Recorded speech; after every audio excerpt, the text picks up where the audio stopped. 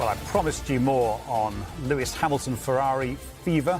Promised you Martin Brundle. I'm going to deliver. We witnessed some amazing scenes at Maranello yesterday as the seven-time world champion drove in the red of Ferrari for the first time. So here is Martin. We also saw that amazing picture. Was it Monday? The Godfather picture, which I'm told has had 5.4 million likes. That's likes, not views, which is just extraordinary. There it is. Just extraordinary numbers.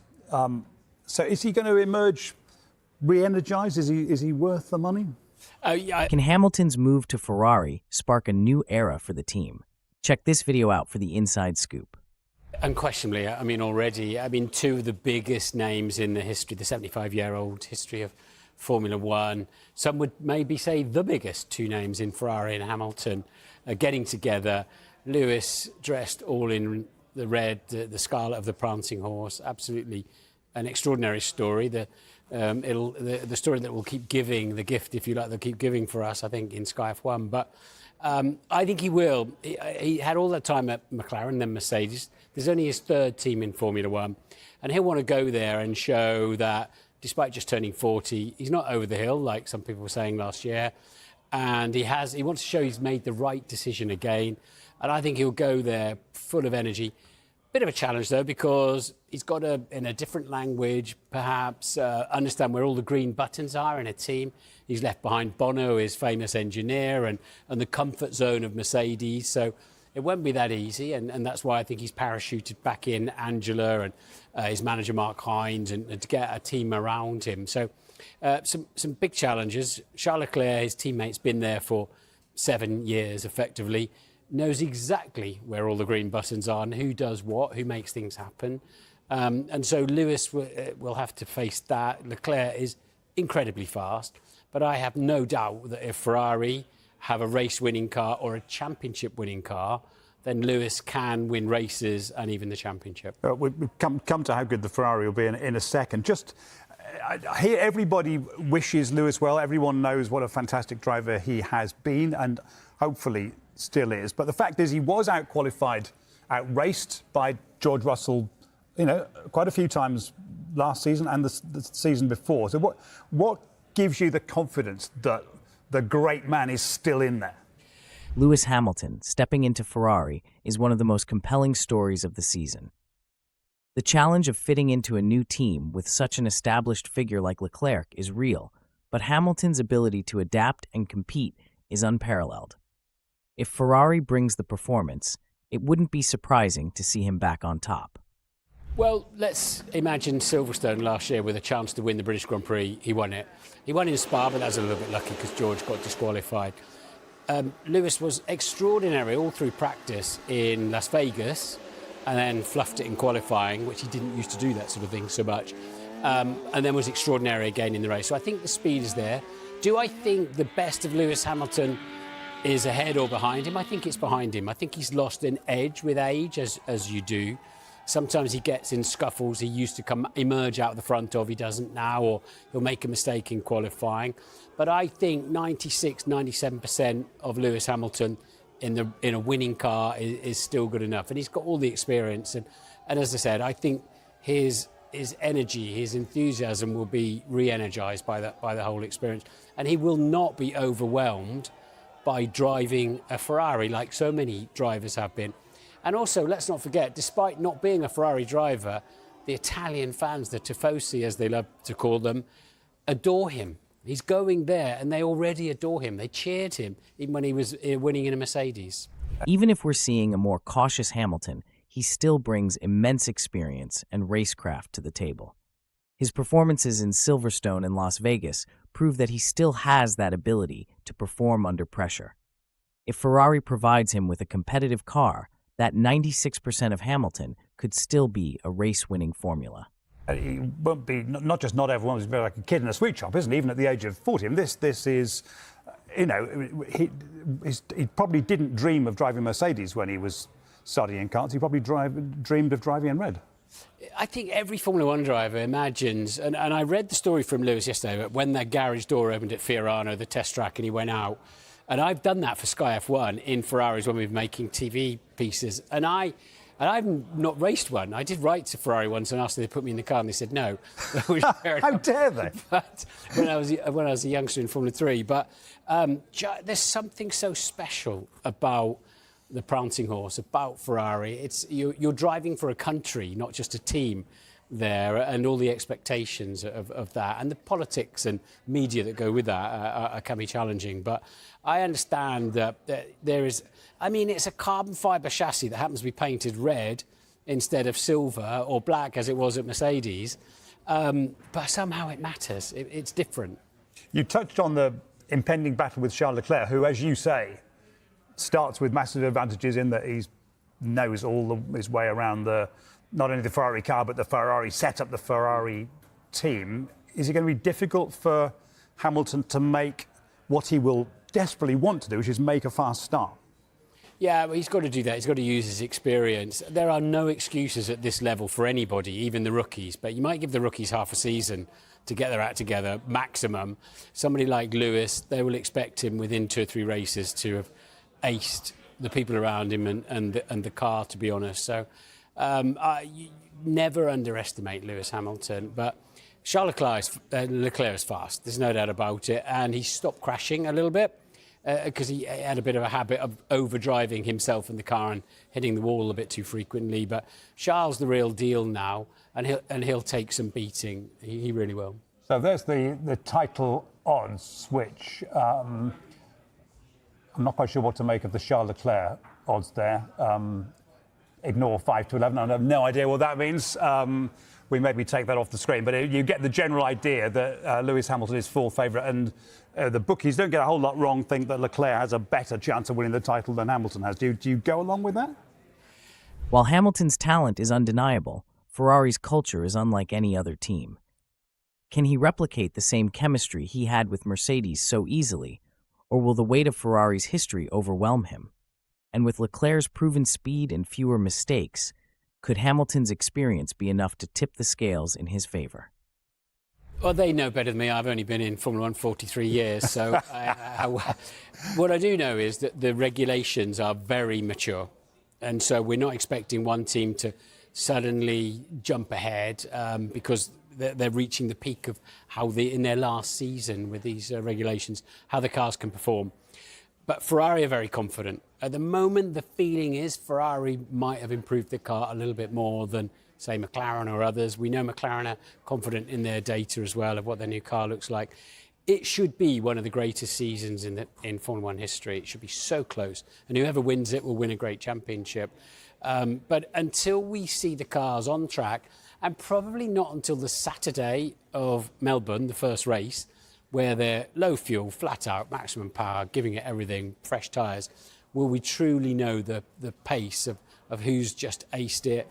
And then, as you know, it's who's still fast 30 laps, 50, 60 laps into a Grand Prix. So let's wait and see. I think it's very brave to write anybody off or write anybody into a championship winning position. So I think it's different from McLaren a little bit because they've got 2 drivers who could take points off each other. Ferrari, that could well happen too. Max and Red Bull, a 1-horse race. We've got Antonelli in the Mercedes. He's got a lot to learn. So Mercedes could be a 1-horse race with George Russell. And I think that'll play into their hands for the Drivers' Championship. The Constructors' Championship is a different deal. So I think McLaren have probably got the biggest challenge there. But if Hamilton and Leclerc are close together, they'll start stealing points off each other. Yeah. And that is what will make the Drivers' World Championship difficult. Which is a reason, I guess, why Lando Norris and Max Verstappen, you saw on that graphic we showed you just now, Norris narrowly ahead in the betting of the reigning champion to win the title. If you had to bet the Brundle household on a winner, would you be going Norris? Do you know what? Formula 1's data driven. It's all about the next race, the next quali. And what I love about live sport is you don't know what's going to happen, and that's why I'm going to so many races to find out. I don't like guessing. I like knowledge. But honestly, we'll see if Red Bull have recovered their car. That's the key thing. If Red Bull have recovered their car, and Verstappen's on form, he'll still be the man. He'll still be the man to beat for the title for the reasons I said, where Piastri could take points off Norris and Hamilton and Leclerc could take points off each other. So I don't know the answer to the question. That's the beauty of the start of it. The excitement surrounding Ferrari's potential this season is palpable, but we can't forget how important it is to see the cars on track. With Hamilton and Leclerc pushing each other, it will be intriguing to see if Ferrari's improvements are enough to put them in a serious title fight. The competition with McLaren and Red Bull will be fierce, but Ferrari's history suggests they can rise to the occasion. Every season, isn't That's it? the beauty of live sport. Yeah, but especially in Formula One, you can make a better guess in football at the start of the season than you can in F1. F1's got that because the mechanics involved. It's more unpredictable, isn't it? It is, because the cars are so complex and they generate so much downforce, carry so much power and speed.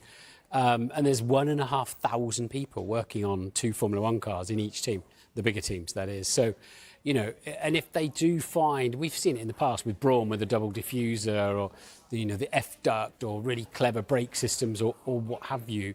But as I said, these regulations are very mature, so we're not expecting some magical double diffuser Brawn type thing, but we're expecting hugely competitive, very, very close grid where the drivers can make the difference. Do you get the sense that it will be a more harmonious season at Red Bull than it was last time? And does that matter to Verstappen's title chances? The beauty of F1 lies in its unpredictability, and while the regulations are mature, the team's ability to find those small improvements can still make a huge difference. Red Bull's harmony could play a significant role in Verstappen's pursuit of another title, allowing him to focus fully on the track without distractions. I think it did distract. I think Max did very well to keep his head clear through all of what was happening in the first half of last year. But what will be concerning him more is the car dropped off the pace as McLaren and Ferrari improved, and he'll be nervously awaiting as to whether they've recovered that or not. Remember, Adrian Newey effectively left the team in the middle of last season. So can the people in Newey's wake sort that Red Bull out? If they can't, I don't think he'll stay with the Ferraris and the McLarens. OK. There is, you said, not too many significant new rules, but there is the prospect of misconduct bans. There was some of the drivers were very miffed indeed when this became apparent towards the end of last season. Will it be significant? Do you know what? I think we're role models. F1 drivers are role models. You don't need to gratuitously swear in a press conference, whatever. In the heat of the moment, in the car, full of adrenaline, full of despair, happiness, whatever, I get it completely, but I don't personally, but I'm a man of very similar age to you. It doesn't feel right 40. to me. What I love about rugby is how they respect the referee, and I think Formula One should be the same, because you're role models for all the drivers coming through. So if you're dirty on track, or you're cheating the track limits, or you're calling the FIA stewards stupid idiots, for example, to give you one example, or being unreasonable like that, I think, I mean, there are degrees of this, and how heavy-handed you want to be is a whole new story. But I don't mind there being some rules of our Formula One drivers who are great kids being role models. No, I'm calm with that. The new misconduct bans are certainly a hot topic, but the underlying message is clear. Formula One drivers are role models. Maintaining respect both on and off the track will elevate the sport, and while rules on misconduct might feel heavy-handed, they are meant to uphold the integrity and professionalism the sport deserves. You are now Martin Brundle OBE. Congratulations. So what did that mean to you? It means a great deal to me, yeah. I was really chuffed about it. And then you think back, I mean, I started racing a Ford Anglia 105E when I was 12, and you think back of all the family, friends, team members, my colleagues and team members in Formula One, sponsors, and every step of the way, somebody made it happen for you. So you realise you're just representing a lot of other people. But to be recognised for services to motorsport and motorsport broadcasting, which I went into kicking and screaming because I didn't want to do it. I was so angry in 1997, working with Murray Walker in the commentary spot. I was like, I want to be on the grid. I don't want to be standing up here talking about it. And then that turned out to be a lucky thing. He wasn't lucky. It was everything well deserved. Pleasure to have you in. I think last time I spoke to Martin in here was transfer deadline day, January of last year, on the day that Lewis Hamilton's transfer was announced. You brought us the best story, no question, the best transfer of the day.